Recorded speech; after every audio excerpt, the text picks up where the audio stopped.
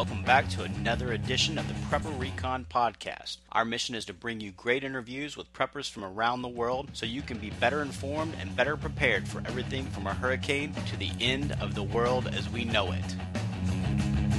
Whether your plan is to bug out or bug in, CampingSurvival.com has all of your preparedness needs, including fish antibiotics, long-term storage food, water filters, bug out bags, and first aid kits. Use coupon code PrepperRecon for 5% off your entire order at CampingSurvival.com. The U.S. government has a bad track record of trampling rights after natural and man-made disasters. We had warrantless house-to-house searches after the Boston Marathon, gun confiscation after Katrina, and the police state has continued to grow under the Patriot Act since 9/11. How will the U.S. government treat us after the coming economic collapse? Finca Bayano is now offering sustainable farmlands in Panama. If you decide to bug out, do it in a community with like-minded preppers in Finca Bayano, Panama. Check them out online today at fincabayano.com.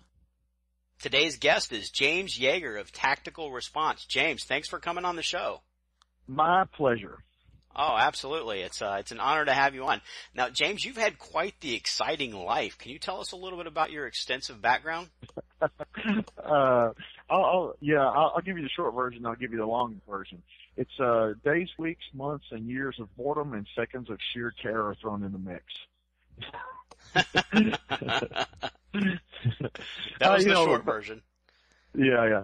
So basically, I'm no Ernest Hemingway, but I've had a lot of fun and I've done a lot of exciting stuff. I was a competitive shooter in my late teens. I became a police officer. I worked undercover for 4 years, started doing SWAT and sniper and canine handler and all that kind of stuff because I really like shooting and the tactics and all that. In 1996, I started this little company called Tactical Response as a way to augment my police income.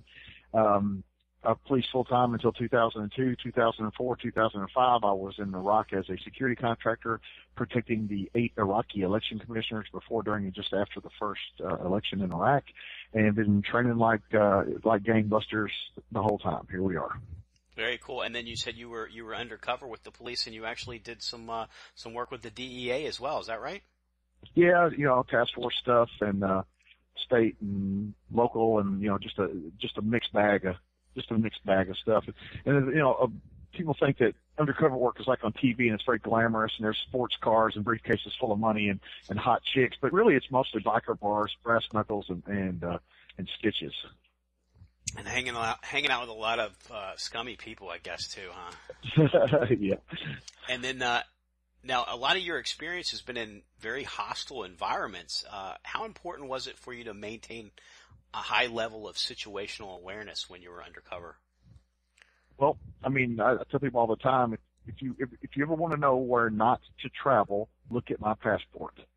And situational awareness is absolutely critical. And here's what I found funny: most people, like if you just teleport them, like, I'm sending you to Baghdad. As soon as they hit the ground, the radar is up. They're looking, they're watching, they're doing stuff like that. They're paying attention, but throughout their daily lives, they don't. And so if everybody could have that kind of a mindset, like I am in a potentially dangerous place, they would have better situational awareness. So that would be places like at the ATM or the gas pump, or maybe even just getting ready to get in your car. You tell me a situation where somebody hasn't been robbed, raped, or murdered, and then I'll tell you that you don't have to be careful there. I don't care if it's jogging, mowing your yard, answering the door. Yeah, I don't care what the circumstance is. People have been killed or injured doing it, and don't get me wrong. I don't advocate people live in a state of paranoia. I think we should live in a state of preparedness, and so very often people try to equate what I'm talking about into some level of paranoia, and I simply say, do you put your seatbelt on every time you get in a car? You go, yeah, of course. So you're paranoid about being in a wreck?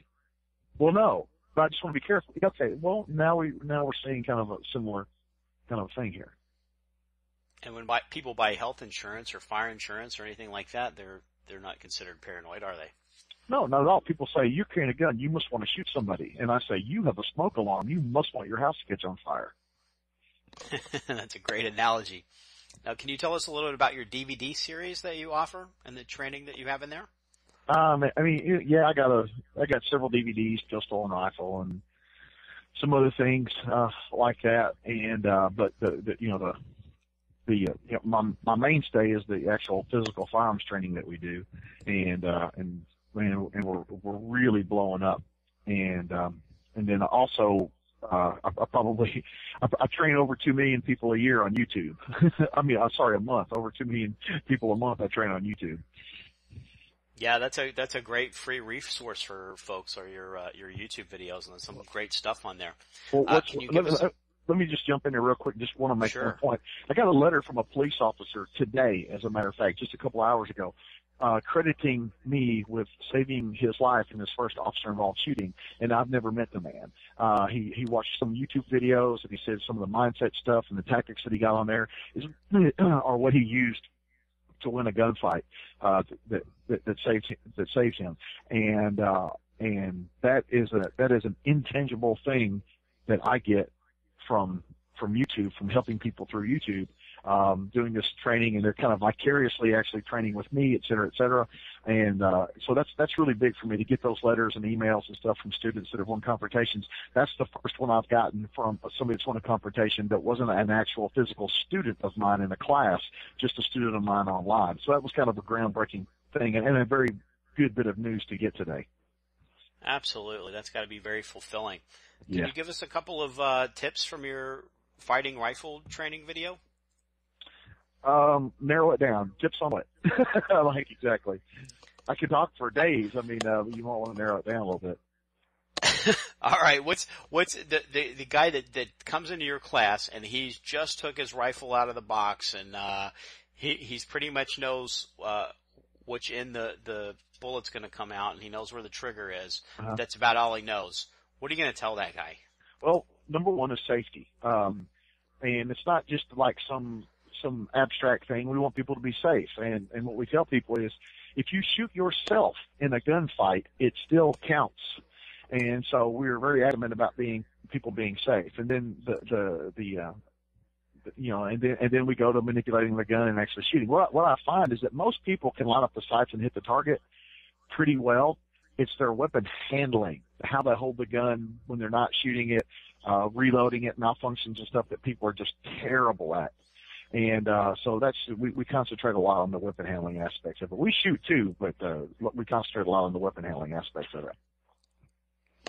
And then do you do a lot of shooting and moving training? Oh, yeah. Like, for instance, our 2-day fighting rifle class is probably the only 2-day class you'll actually find team tactics in. But we do shooting on the move, just as, individual people moving forward, backward, left, right, et cetera. And then we also have drills where the guys move around each other in a 2-man team environment, and shoot and maneuver kind of a thing. And one of the things that people say is, well, I'm not on the team. Why do I need to do this? And I'm like, you have a family? And they go, yeah. I'll go, you're on a team. And not everybody on your team. But see, what we try to get people to do is talk with a gun in their hand. Most people, it's like chewing bubble gum and, rubbing the top of their head and patting their belly, and there's just too much stuff going on. But what we want to do is make people understand that they do need to communicate even while they're shooting. Maybe it's between shots, but they need to communicate, like to tell their family to get down or run or call 911 or whatever the case may be. Everybody is on a team. I guess for folks that do eventually find themselves in a firefight, I don't guess it's anything like the range. You don't have your little booth and your right. little bench with your ammo sitting to the side and the target's not standing still. Is that correct? Yeah, it's pretty much the exact opposite of that. And what I tell people all the time is, if you are really, really, really good, cut whatever you shoot on the range in half for a gunfight. So if you shoot 100% every time you go to the range, which nobody does, the best you're going to do in a gunfight is 50%. Wow. Now, a lot of our listeners are prepping for everything from a cyber attack that might take down our electrical grid to a collapse of the financial system. A popular concern is that their unprepared neighbor may show up on doomsday demanding the precious supplies they've stored up for their own families. As a police officer, can you give us a few tips on deterring folks without having to go straight to lethal force? Well, I say that starts now. And what I mean by that is like, I was worried about a lot of my family and my wife's family because I'm sure I'm the only one that has a few black sheep in the family. But for those who don't, there's some of our family that we are just not going to be willing to help. And then we also have friends like that. They're acquaintances. And then of course, there are a circle of close friends that are also preppers that we will do whatever we need to help them. Well, for those people that are on the outside, we still want to help, but we're not going to bring them in. We did things like we bought them starter kits for Christmas, bought the families, prepping starter kits, and encourage them to continue on. So I don't want to get it to the point where that neighbor or that family member shows up and we have to have some kind of confrontation. I want to try to first off get them to prep. I mean, even though I don't like my cousin Larry, I don't want him to starve to death. And so, I want to take as many steps now as I can so that I have a clear conscience. And that also does something when they show up at my house, and I've been telling them for years to prepare, and they haven't. I really don't feel sorry for them. And I've already talked to my family about this, and we made a list of the people that we're willing to help. And if you're not on the list, you're not getting help. It's just that simple. And, it's sort of the classic example of the grasshopper and the ant, where the grasshopper was playing and making fun of the ant all summer while the ant's storing up food and provisions. And then when winter rolls around, the grasshopper's knocking on the door and the ants are like, "We're sorry, buddy. We tried to tell you and you didn't listen. So, what can we do about it?" They don't teach that anymore. They teach now that the government's going to help the grasshopper. Yeah. I don't think we must have had a much different type of government back when I think that was one of Aesop's fables. So I think that's a 1,000-year-old story. So I guess Obama wasn't in office then. Of course, the Republicans they haven't really done a lot to limit it either. So. Oh, listen, I tell people all the time, there's a fast train to the demise of this country, and there's a slow train to the demise of this country. And you can add whatever party to whichever one of those trains you can, but neither one of them are helping us. That's true. I liked what you said about giving prepper items for Christmas gifts. We're quite a ways off from that right now, but that's something people can keep in mind. You have to give everybody you've got to give them some kind of piece of junk from Walmart or something that they're going to throw away anyway and they're not going to use anyway. So why not get them something useful? Last year I got my sister, I got her a nice medical kit for them to keep for their home first aid stuff. I got all my nieces and nephews, I gave them all a 1-ounce silver coin, just something to try to get their minds to start thinking about what real money is. And, I got my brother a couple of, what I consider standard capacity magazines for his AR. I think the government calls them high capacity, but 30 rounds is the standard capacity for a battle rifle. And I just try to give, and then I try to give everybody something that would at least get their minds working in that general direction. Well, what we did last year, every year we give some kind of prepper related item. And 2 years ago, the LDS canneries, they have like these little 6 number 10 can little starter kits. And so we gave everybody a case, like the 6-can kit. That's what everybody got. And they're relatively inexpensive, especially as far as Christmas presents go. So we could afford to give everybody, a lot of people those kits. So things like that, I think are very, very positive, gifts. That's a great idea. I got my canner, I guess, 2 years ago and started using, and that was something I had asked for my wife for my birthday. So, a canner? You bought a canner? Yeah. For just a regular glass jar canner, not the metal canners, and started canning because my birthday was right before Thanksgiving, so the turkeys are always on sale for 69 cents a pound. So we got 3 big turkeys, one for Thanksgiving and then 2 more, and we ended up canning the other 2. And we had canned turkey for the whole year, and then we just repeat that process every Thanksgiving. And, if the stuff hits the fan during the year, we've at least got 2 turkeys canned. Exactly. That sounds good. Now, back to non-lethal force, or less lethal force, I should probably call it. Right. What do you think about rubber slugs for a deterrent, if you have to step it up to that next level of violence to deter the answer is the answer is absolutely no. Number one, there is no non-lethal use of a firearm. I mean, if you fire those rubber buckshot at somebody and it pokes their eye out or something, now you got a wounded person to deal with. No. Either they leave or else.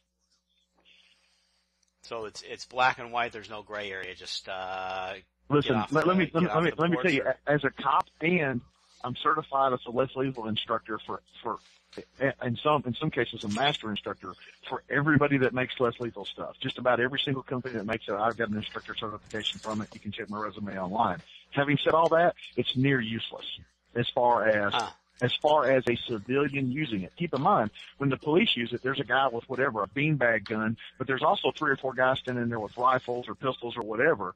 And there are a lot of tactics involved with its use. And I do not recommend, other than pepper spray, I do not recommend any kind of less lethal 12 gauge rounds or anything like that at all. All right, so tell us about pepper spray. What do you recommend for that? The biggest can you can get, and bear spray is okay too because it's pepper spray. Now here's the thing: it is a violation of federal law to spray any human being with anything that's marked for animals. So it's actually illegal to spray people with bear spray. However, if the world collapses, we don't really care about that anymore. And the reason I recommend getting like the bear spray is because it comes in like fire extinguisher size cans. Here's the problem. As a cop, I've used a lot of pepper spray, and almost every time a cop gets pepper spray out, he pepper sprays other cops accidentally or himself. The wind's blowing back or the whatever, And so you might make the situation worse with the pepper spray, unless you're very careful, the wind's to your back and, and things like that. And what about, and that would be in an outdoor situation where you're definitely always going to have some type of wind almost. I can remember a few maybe August days back in Kentucky that I think there was absolutely no wind at all. Right, yeah. It can get pretty stagnant and hot in late August up in that part of the country. But usually in most places there's a little bit of a breeze. I'm in Florida now. There's always a little bit of a breeze. So you're always going to have to have your mind thinking about that. Now, what about taking that to an indoor situation? Is it better because you don't have the wind, or is it worse because you're confined? I hope you have a gas mask. Because it's going to just dissipate all around the room. Oh yeah, you're going to nuke your whole house.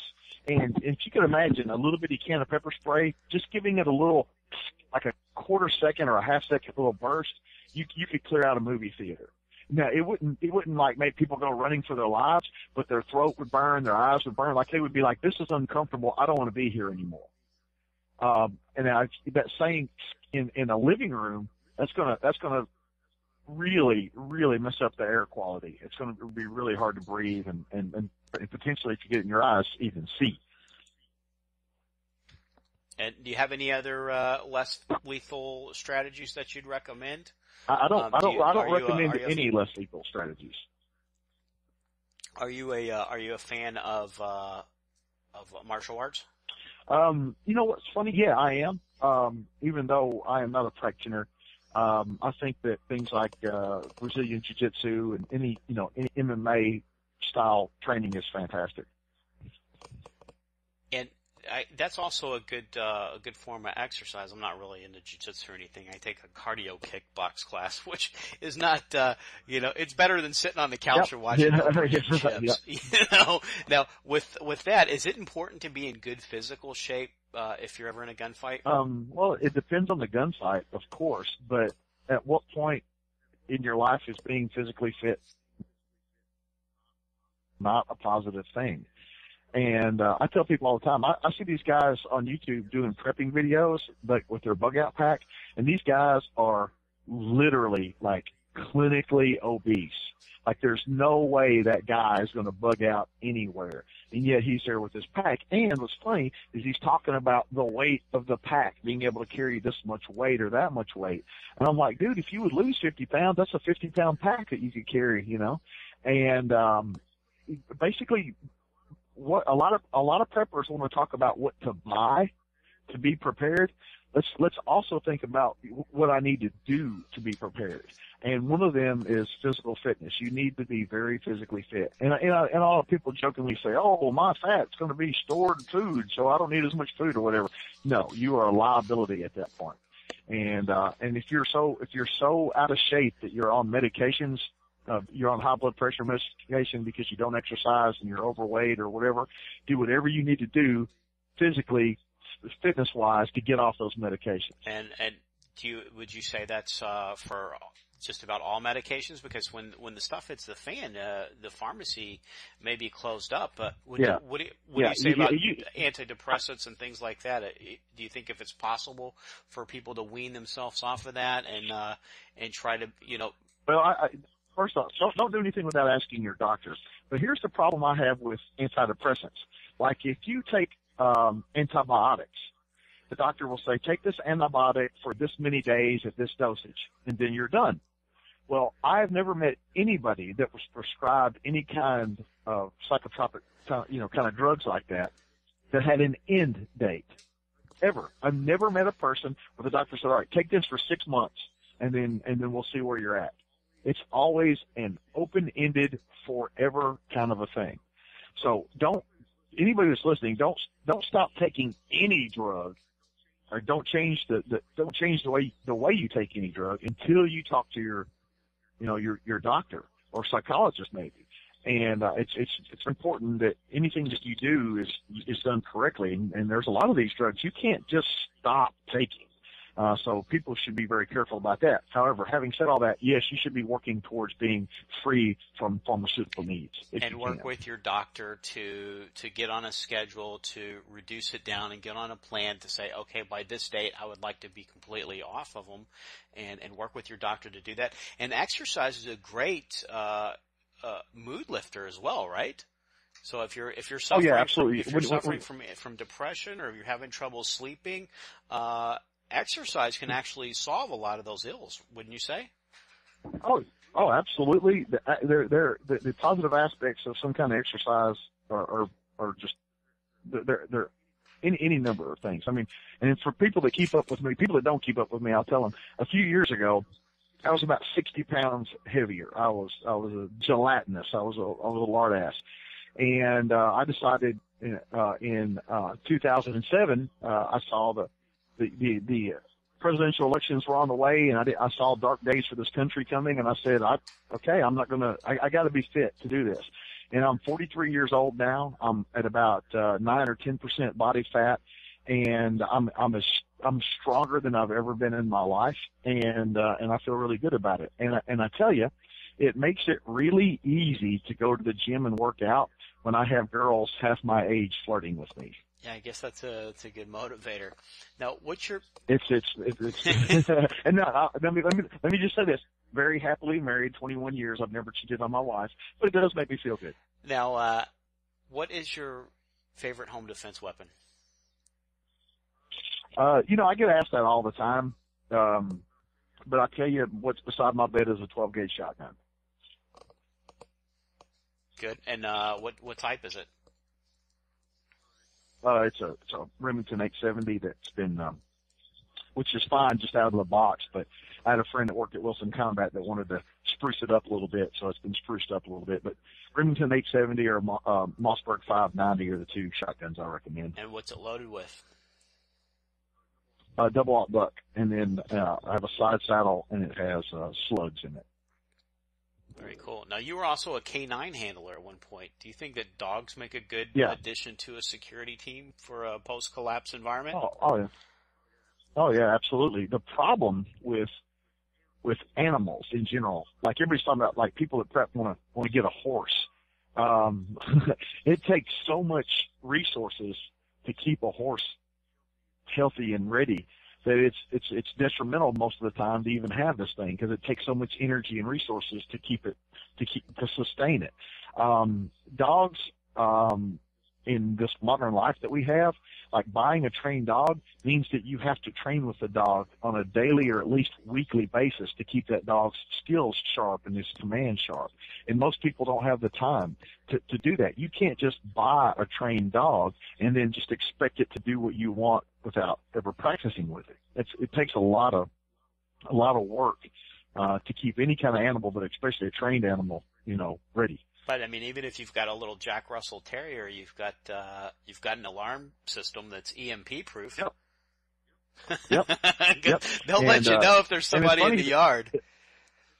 It's funny that you say that. People watching my YouTube videos might notice there's a little dog barking from time to time, and that's my little Jack Russell, and he's just like a little roving burglar alarm. Yeah. He's not good at biting people, but he's good at letting me know that somebody needs to be shot. Yeah, he'll let you know that you need to go bite him. Yeah. Now, what about medical kits and medical training? We touched on that a little bit ago. Do you think that goes in hand with firearms training?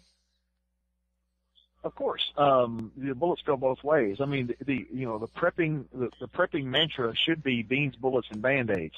And it's absolutely imperative that you have two trauma kits, one for inducing trauma and one for relieving trauma. Ah, very well said. Now, what do you keep in your trauma kit? If you're going to have one thing, you need a tourniquet, a good quality tourniquet. If you're going to carry one piece of medical gear, it's got to be a good tourniquet. What do you recommend? Cat, TK4? What do you like? Yeah.